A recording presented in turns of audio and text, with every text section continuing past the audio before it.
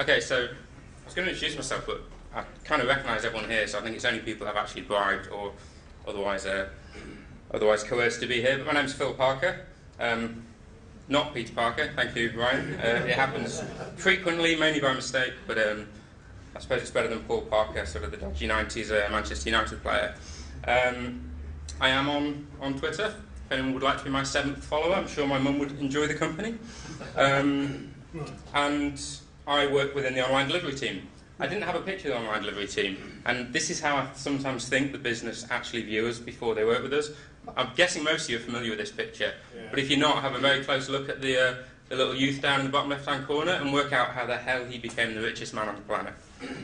So within online delivery, I work with the service improvement team. Quite a few of who are here today, so feel free to talk to them later. Brilliant team. They've had some really tough work to do earlier in the year. Inheriting other people's code bases is always difficult.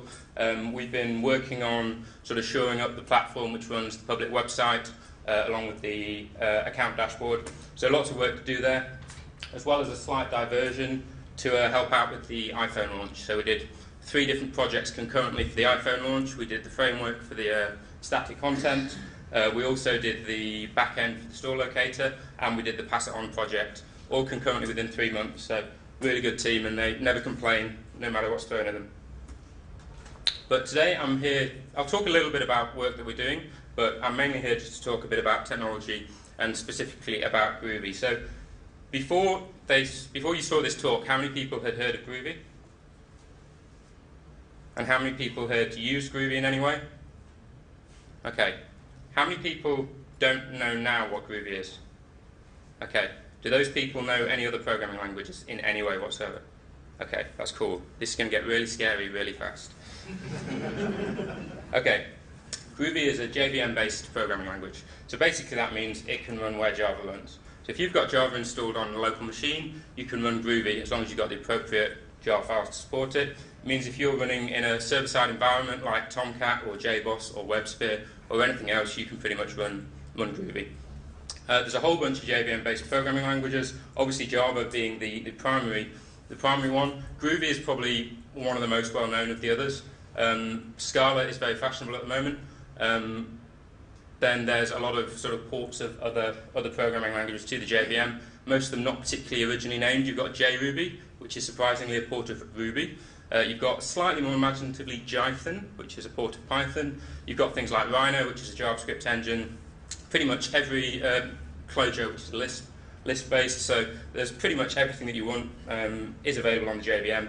Groovy has its own sweet spot. The main thing about Groovy over some of the others is its Java interoperability. 9 times out of 10, you can take Java code, you can rename it as Groovy, and it will run as Groovy code.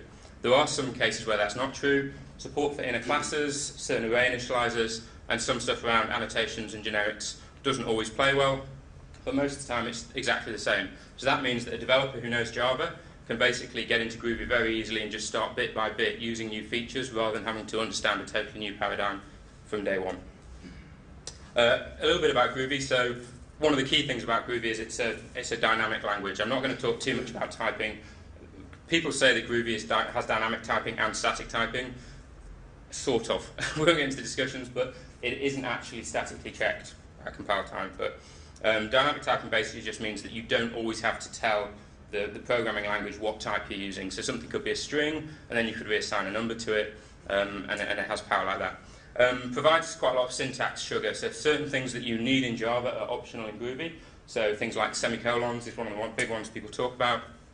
Parentheses for method arguments and things like that. It provides operator overloading, which you can actually use as a programmer. So if you think of something like Java, it does have operator overloading in the language. So for example, you can use the plus sign to append 2 strings together. Within Groovy, you can use all of the standard operators like plus, minus, divide, left shift, and things on any objects that you choose to write just by overloading a certain method. Null-safe notation. Nulls is something that Java programmers will be very well, but unfortunately, a lot of other people, including end users, will be familiar with null pointer exceptions. Tony Hoare, the guy who actually was credited with inventing nulls, had a talk a couple of years ago where he called it the $1 billion mistake. It's bad, but Groovy tries to help you in certain ways with null-safe notation, and has an Elvis operator, which you've got to use. I'm guessing everyone can work out why that's called the Elvis operator. If you just tilt your head slightly to the left. That's basically just a compressed ternary operator. It has a lot of things native syntax, so things like lists, maps and ranges, you can just initialize and declare natively, and I'll be demoing some of that later. It provides string templating, which means that rather than always having to append strings together, you can put placeholders, little scriptlets or variables within strings. It has an idea of builders, which means things like if you want to build XML, or you want to build sort of GUIs, or you want to build any sort of structured data format, then builders are a very nice way of doing that. And it has sort of first-class support for regular expressions. The other thing about Groovy, which brings a lot of people to it, is functional style. Again, I'm not going to get into what a functional language is and what isn't a functional language, but it has the standard iterator methods from functional languages that operate on all collections. So in functional languages, they're normally called filter, map, and fold. In Groovy, they've actually got different names. It's find all, collect, and inject, but it basically supports this idea, which makes it very easy to achieve a lot of sort of solutions to programming problems by just linking these three operators together. Supports closures, which are basically anonymous inner functions. We won't go into it in too much detail. First class functions, so within Java you can declare a method and it belongs to a class, but you can't pass a method as an argument to another method. Groovy supports first class functions, so it means that you can take a function and you can pass it along with a value or anything else to another method, and then that method can use that function. So again, it's really designed to, functional language generally designed to allow very small pieces of code which can all be composed together. Things like lazy evaluation, tail recursion, infinite structures, it's very hard in something like Java to represent an infinite structure. So if you wanted all integer numbers, that's a very hard sort of idea to represent in Java. So within a functional language, because a function is equivalent to the output of the function, it means that you can represent infinite structures. Currying, which is the idea of taking a function which has multiple arguments and kind of creating single argument stereotypes. So an idea would be that you have a multiply function which takes two numbers and returns the product of those numbers, and then you might have an apply VAT curry, I can't even say it. Curry, let's just say curry. A curry of that function, which takes a value of 1.175, which means then you don't actually have to write the method. You just say this. You define the method, say it's a curry of the multiply method where one of the arguments is locked to 1.175. So currying is actually named after a mathematician called Haskell Curry, who also gives his name to the Haskell programming language. Although there is a big argument out there because Haskell Curry sort of rediscovered currying from a mathematical perspective, but it was actually someone else by the name of Schoenfinkel who actually agreed it. So there is a certain amount of people out there that think that currying should be called Schoenfinkeling. So, and if you so choose, then you can actually, using metaprogramming, you can actually add a Schoenfinkel class to Groovy object and map it to curry, and it will work exactly in the same way. So metaprogramming basically means that you can extend existing objects, existing classes at runtime. So meta class allows you to add new methods, and I will demo this. Invoke method basically allows you to easily proxy existing classes, so you can intercept the call to a method. So you can use that for kind of AOP style things like logging. You could just put you could catch the invoke method before passing it on. And method missing is used a lot in things like builders. So it just means you can create a class, and no matter what method or what property people call on it, you can assess it dynamically at runtime. So it's a rich language, but it's also a bit of a dirty language, to be honest. The Groovy community. So if you've heard of Groovy, you've probably also heard of Grails.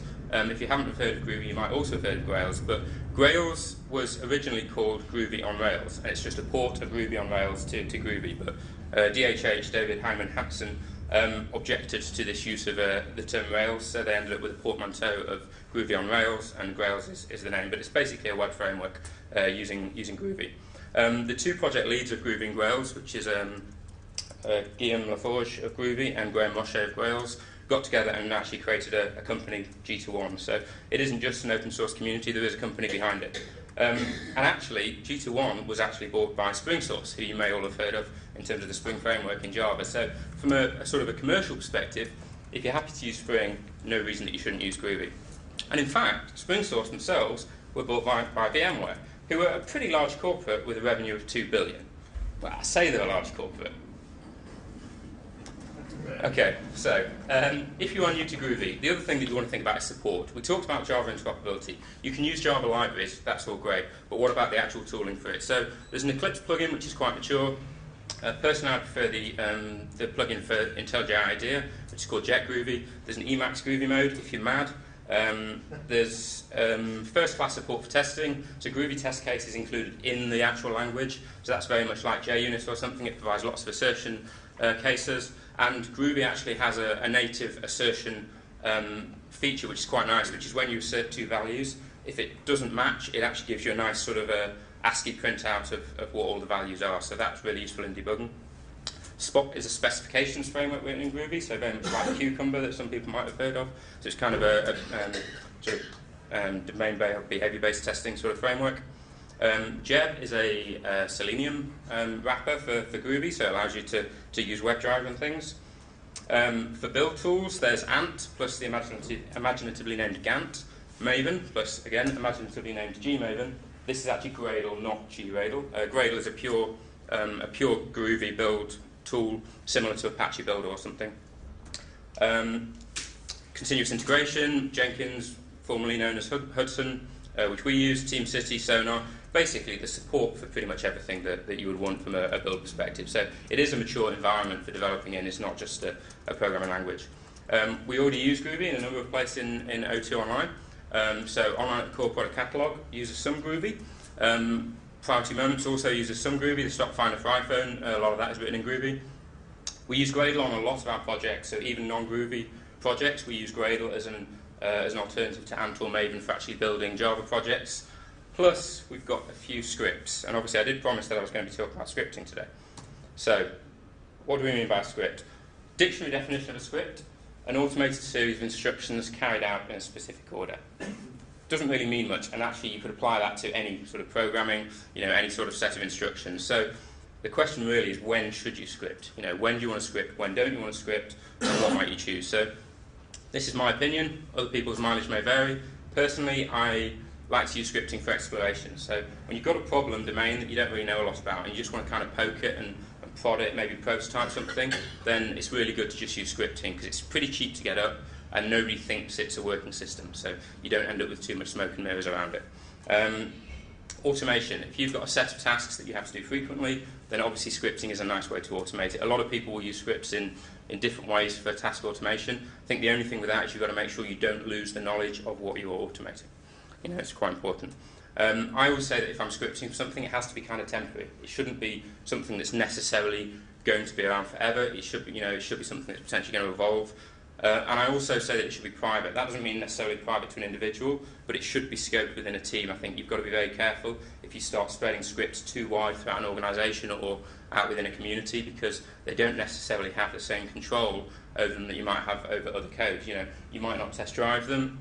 They might not be under continuous integration. They might not be even be under version control, depending on what you're doing. So you've got to consider, why would we script when in other areas we have really quite high standards on how we code. So it is a decision you've got to be careful about. I'm not suggesting by any means that scripting is the answer to everything.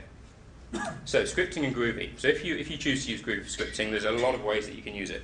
So Groovy C actually just compiles a script file to a Java class, and you can use it normally. I don't know why you would, because if you're scripting, you wouldn't necessarily want to.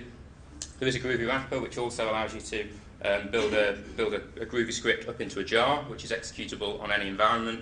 You might want to do it if you want to share a Groovy script with somebody who hasn't downloaded the appropriate bits to help run Groovy, but again, why would you want to? There is a Groovy shell, which I will try and just demo. So Groovy shell is a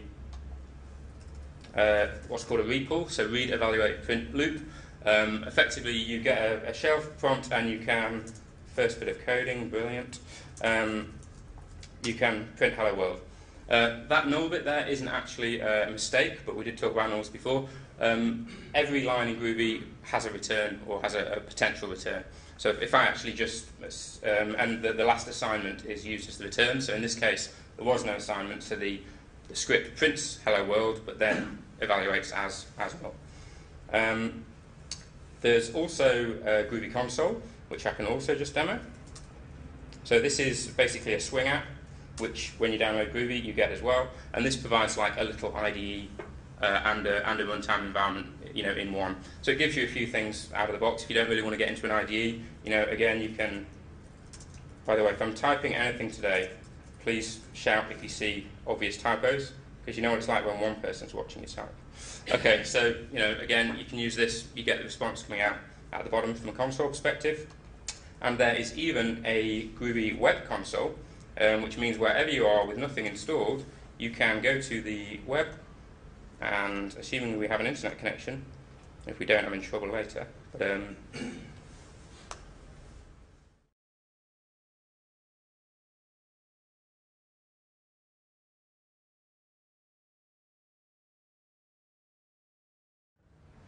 okay, we'll jump ahead and deal with that in a minute. So there is a Groovy web console, which is very similar to the Groovy console that I showed you, but it's hosted online, so it means that you can effectively connect to it from anywhere. There's also the Groovy interpreter, which is generally what I would use here. So in this particular case, I would just create a script file.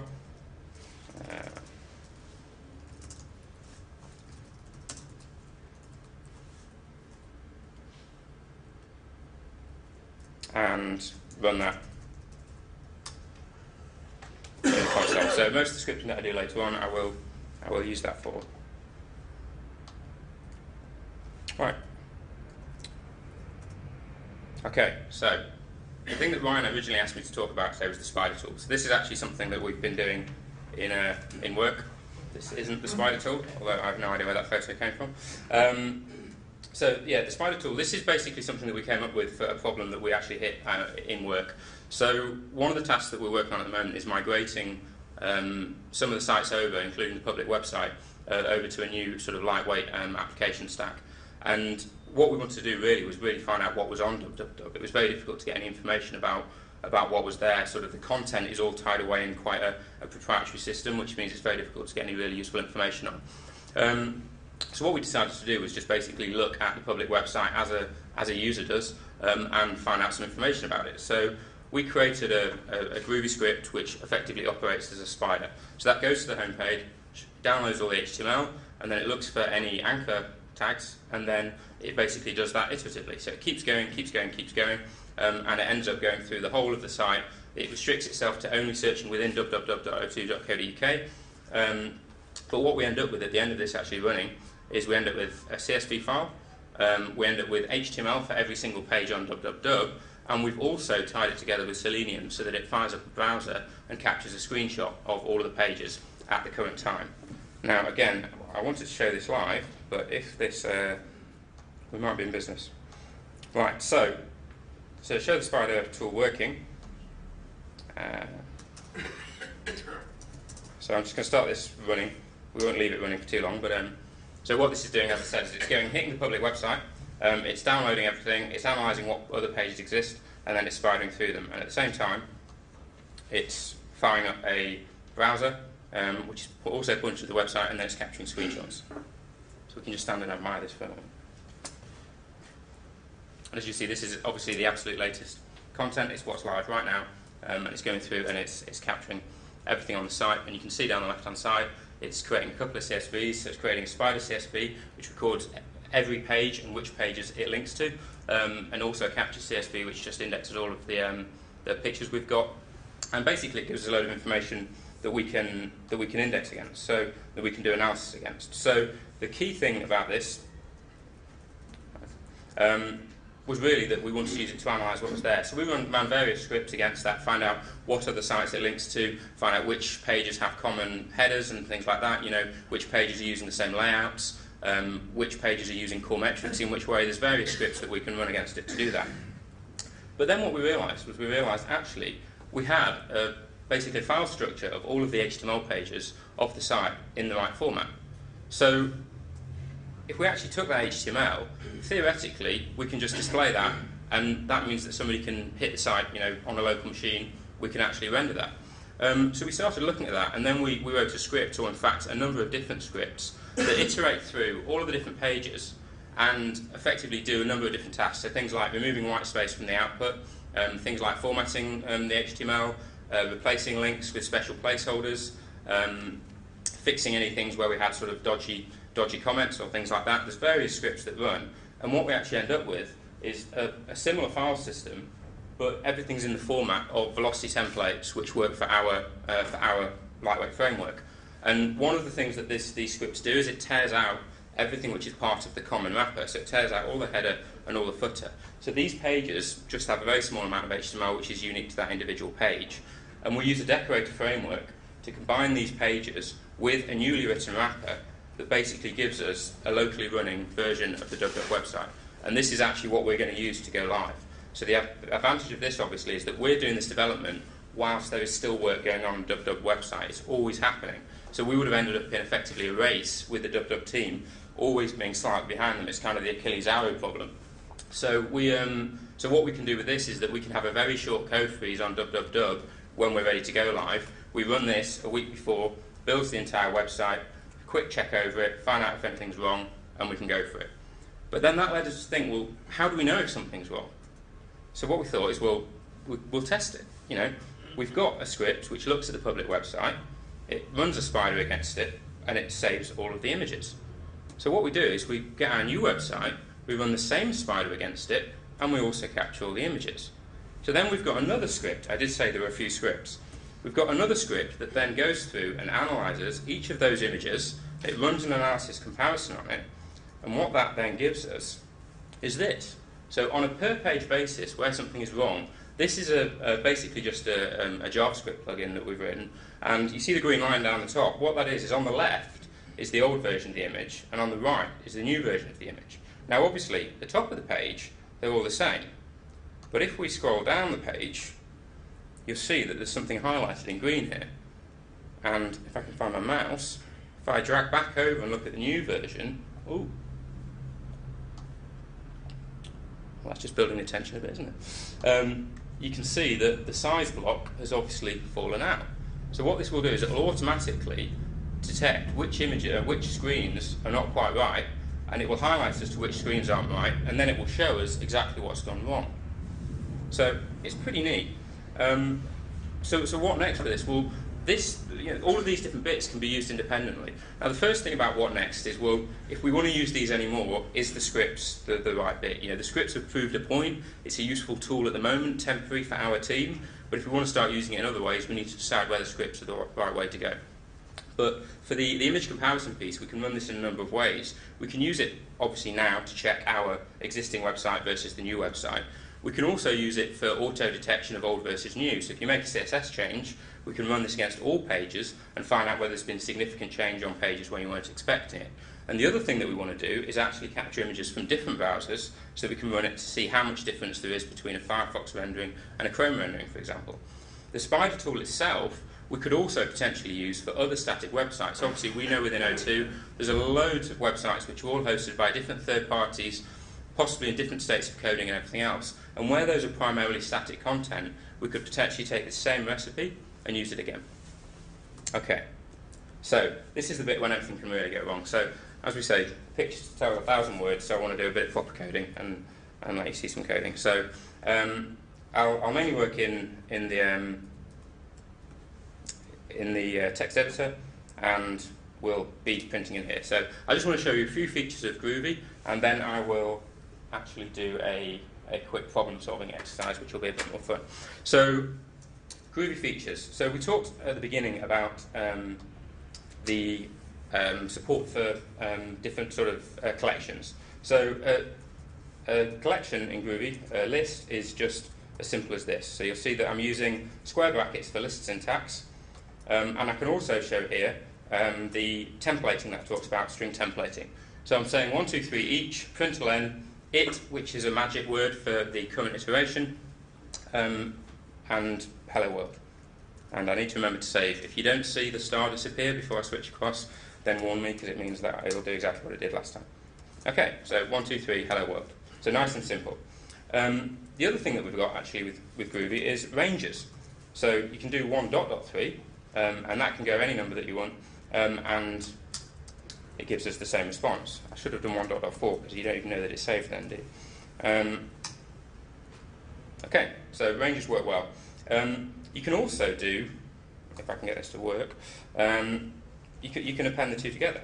So I could do 1.4 plus 7, 9, and 11. So the native syntax for lists and ranges is quite cool, and we can also here use a map. So for example, we could have 1 is 1, 2 is 2. You didn't spot that typo, did you? Come on, wake up. So we can do 1, 2, 3, and this has a key and a value. So effectively now I can do it.value, which should give us the same as we had before, but with just 1, 2, 3. And you can also do it.key. So you can also name parameters on all of these things. So it is a default parameter and key value, but you can actually name it. So key and value, so this could be word and numeral. And then obviously it might be a bit clearer exactly what's going on, and that just means that that will return numeral. Okay, so it's pretty cool. Because you're basing on collections a lot, lots of things are collections which you wouldn't necessarily expect them to be. So for example, a string is itself a collection. So if I was to do hello world, and this actually is a common gotcha in Groovy, in the fact that you think you're iterating through a collection and you end up iterating through a string, and when you actually come to debug it or you see the output, you'll realise that you've done something very wrong. So if I do that, you'll see that we get each of the letters of hello world printed out. I talked about ranges before. You can also use ranges as selectors on collections. So if I do 0.4, this effectively gives you a substring of hello, and you can also do negative ranges. So you can do -6 to -1, which will give you world. So it's pretty powerful in terms of that. We're a bit short on time, so I'm actually going to skip a couple of bits here. But I'm going to talk, I mentioned before about meta class in terms of meta programming, so I'll do a quick example of that. So if I was to do foo.isCapitals, for example, yeah, then that's a string, that's trying to call isCapitals on a string. And that's going to give us an error because string doesn't have an isCapitals method on it yet. So I'm going to go meta class dot isCapitals, yeah, and then what I'm going to do is I'm going to say that I want to return. You don't need return statements as well, so returns are option. So I can say delegate, which is a string, dot to uppercase equals delegate. So that's saying, is the uppercase of this the same as the non-uppercase of this? And if I now run this, I need to print out the output, obviously. Okay, so that says that's not capitals. And if I change this, it is capitals. You can actually change meta class either on classes in this way, or you can also change it on individual things. So if I was to do foo, it's meta class, that adds it to that instance of the string, which is true. If I was to do this as bar, it will tell you that bar doesn't have a method of isCapitals. So meta class is quite powerful, but with great power comes great responsibility. It is also dangerous as hell, so be very careful where you use it. Assuming that we've got the internet connection, I'll just quickly show you a couple of other features and then we'll move on to something real. So it's pretty powerful in terms of string has, for example, a toURL method on it. So if I println news.bbc.co.uk, what you'll actually see is you'll see all of the contents of the BBC News website. So it's really easy to pull in things from the internet, which I'll actually demonstrate more later. The other thing that you've got is relatively good support for files and things like that, and files have iterators on. So if I do hello.groovy, which is this file, and each line,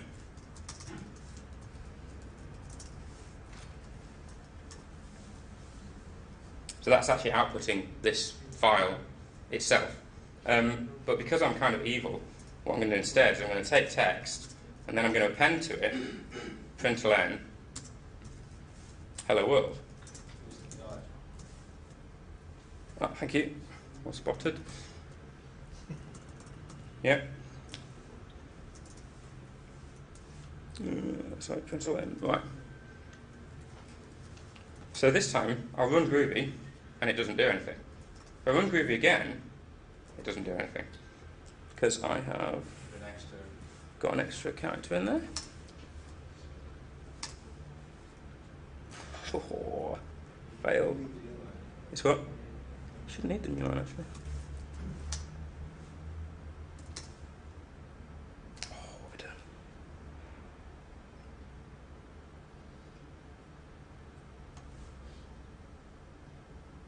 can I work out what I've done here? You need to do get text and then the appended in the separate text. No, that's. Oh, try plus equals. You can just oh. Try Oh no, there you go. Okay, thank you. So each time that you run it, it ends up doing a different thing. So this is basically a self-modifying script. Each time you run the script, it changes the script and ends up doing a different thing. I actually once wrote a little program which took two scripts and they kind of mated. So they looked at each other and created a new script out of it. And then it kind of went again. So it was kind of an evolutionary algorithm with Groovy scripts. But then I was worried that it wasn't going to take long before it was smarter than I was, so I kind of abandoned that one. Okay, so as you can see, it's quite easy and it's quite quick to actually do things in Groovy, and it's quite fun. So what I want to do now is actually solve a real problem. So as you can see now, we've got all of these println and hello worlds in there. So let's go back to our original println hello world. And now I'm going to try, in the time remaining, in fact I might just give myself a clock on this one, I'm going to try to basically answer a question that I'm sure everybody is always asking. So the question that I'm actually going to answer, if we can, is how long will it take me to walk to my local O2 store? Obviously, it's a question that you ask all the time. You know, it's absolutely essential. Okay, so we're back to basically printing Hello World. So what I'm going to use for this is I'm going to use a project that I mentioned previously, which was the store locator. So the store locator that we wrote has a service that I have access to. So unless, of course, the Wi-Fi dropped out again. It does look like it's got no signal. Right, let me just reconnect to the Wi-Fi.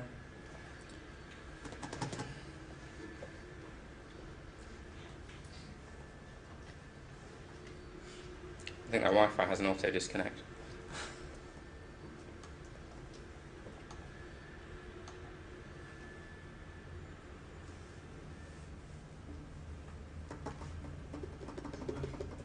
It's trying to. There you go. Right. Connection established.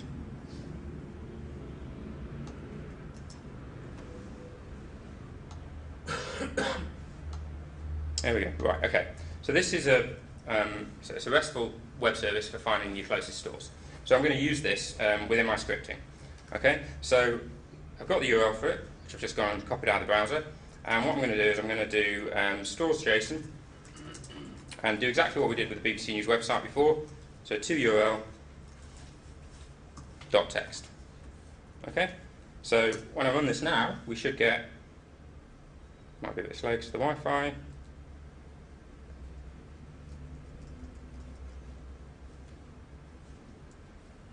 Not that slow though.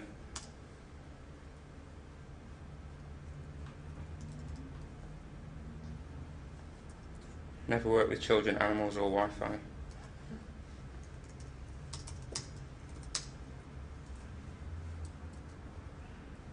Okay, I did think that this might happen, so I'm going to cheat for a minute. I did cache some of the responses from this web service, so this is still genuine. It's just I'm using a local cache that I created. So if I just remind myself of what that was called. Apologies.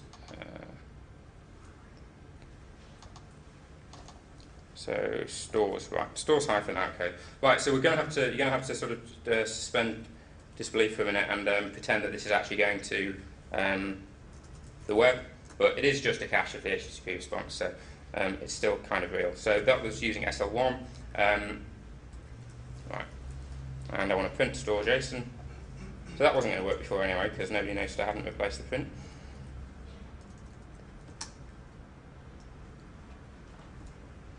So it's alright. I've got, where's my? Yeah. Right. Okay, so there's some JSON. So we'll pretend that actually came down live. And what I'm going to use is I'm going to use a built-in part of Groovy, which is Groovy JSON, the wonderfully named JSON Slurper. Yep. And I'm going to take the stores, and I'm going to assign these to I'm going to get a new JSON Slurper, and I'm going to pass that. Yeah, thank you. Well done. It's performance anxiety, you see, it's difficult. and I'm going to now print stores dot size. Yep.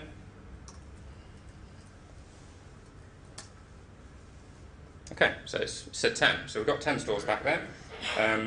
And what I'm actually going to do is I'm going to iterate through. In fact, I don't really want 10 stores. I just want 3 stores. So I'm going to use the same thing that we used before, and I'm going to do print through these. In fact, I'm not just going to use each. I'm going to use each with index, which is just a useful feature that gives you actually, as well as giving you the store, it gives you an index of what your current count is. And then I'm going to print, so $0 indexing, of course, and then store.name. Okay, so 196. The store. thank you.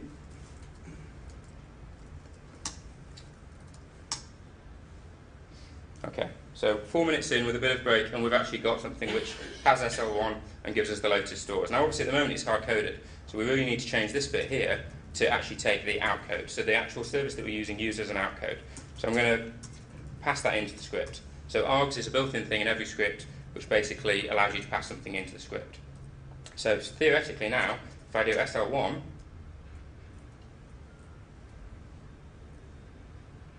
I'm not using a real, I was using a non-replaceable string there. Okay, so SL1, and another cache response that I've got, SK12.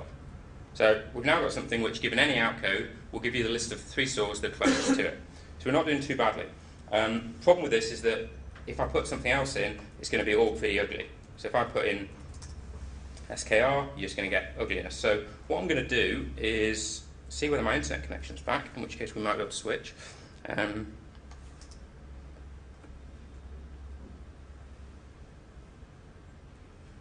Okay, so I was going to do some validation, and I was going to use a regular expression to validate the thing that we're passing in, but doing that will be a bit ugly. I was going to go and pick the regex off a site that I had. Let's see if that works. If not, I'll just have to go and pull it off a practice script that I had. This is a really pretty line of code. Okay, so a regular expression, for anyone that doesn't know, is basically a really nice way of matching patterns in strings.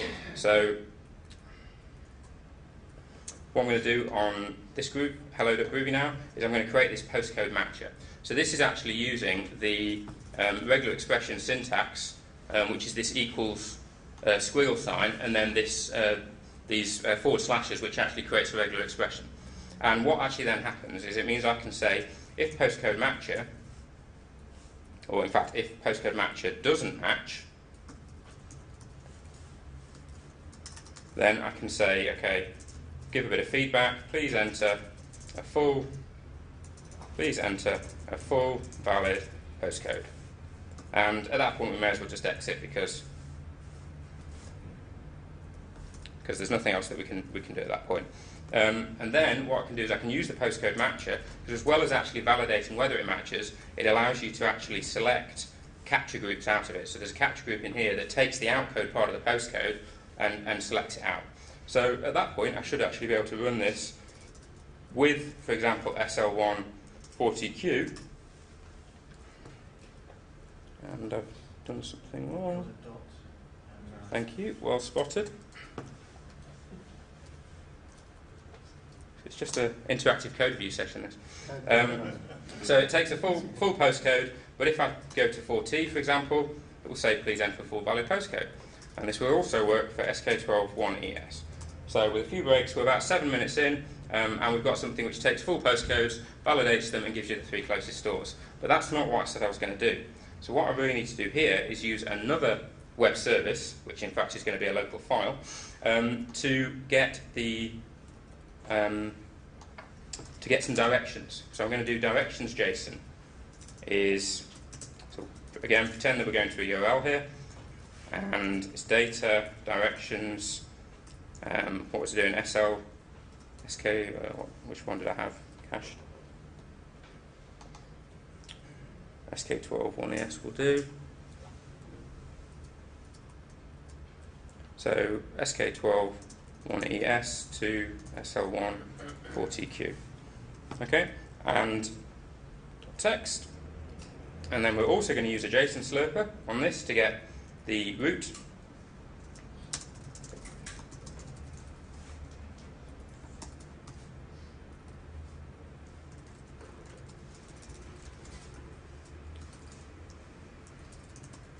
And I happen to know that this response has some roots, which we want the first one, and it has some legs, which we also want the first one. Okay? So, assuming that that has worked, and I've lost my printer then.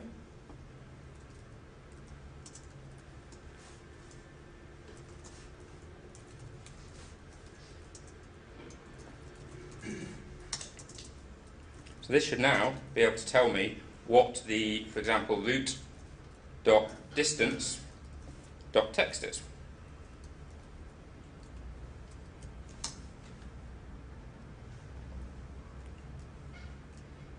I called it something else, didn't I? Did anybody spot? Direction singular note. Or vice versa, yeah. Proving the value of your program. Right, so this unterminated object is actually a bug that I found in Groovy whilst doing this exercise. So this JSON slurper, whilst it's very nice, unfortunately it doesn't deal with some of the content that Google throws back. And I'm tempted to think that it's probably Groovy that has the problem there rather than Google. So I'm just going to apply a quick hot fix to this and get rid of the troublesome characters because they're not actually in the bit of data that I want anyway. So I'm going to do that, and we'll try it again.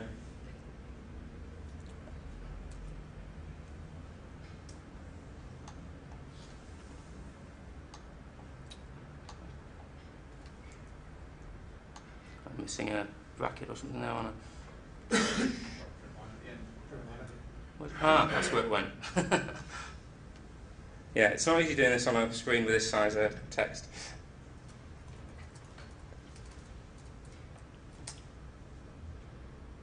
Okay, so we've got some distances, but what we actually wanted was times, and at the moment we're still passing in these directions. So what I'm going to do is I'm going to change this so that we pass in the postcode of where we are and the latitude and longitude of the store.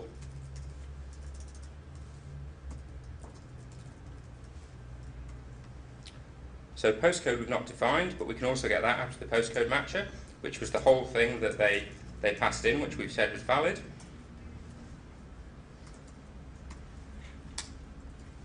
So now, rather than getting the same distances on everyone, we should get different distances.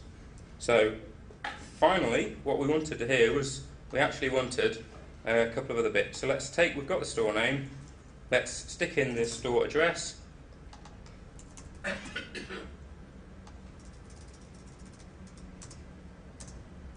And let's put in a bit of polish around this.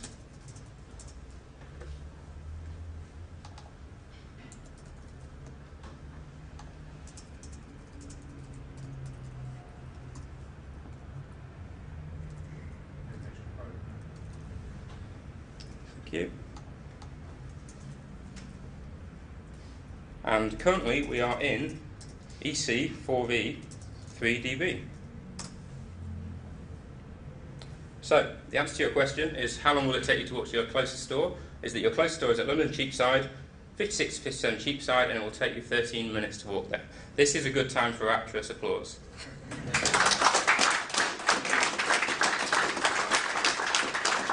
One of the interesting thing about this actual exercise, which wasn't planned at all, and is purely down to where we're currently based, is if you actually look at the results, we have answered the question that we said we were going to answer, which is how long does it take to walk to my closest store?